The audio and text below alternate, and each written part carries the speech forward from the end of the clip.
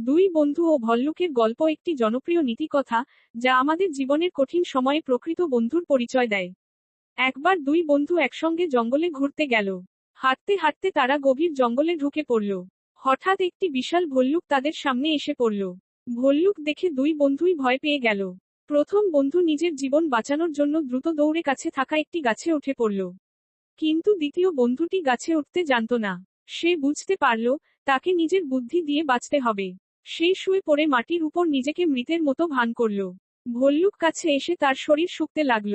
বেশ কিছুক্ষণ শুকে ভল্লুকটি মনে করল, লোকটি মারা গেছে, কারণ ভল্লুক নাকি মৃত প্রাণীর দিকে তাকায় না। ভল্লুকটি চলে গেলে গাছে থাকা বন্ধু নিচে নেমে এসে হাসতে হাসতে বলল, ভল্লুক তোমার কানে কি বলল?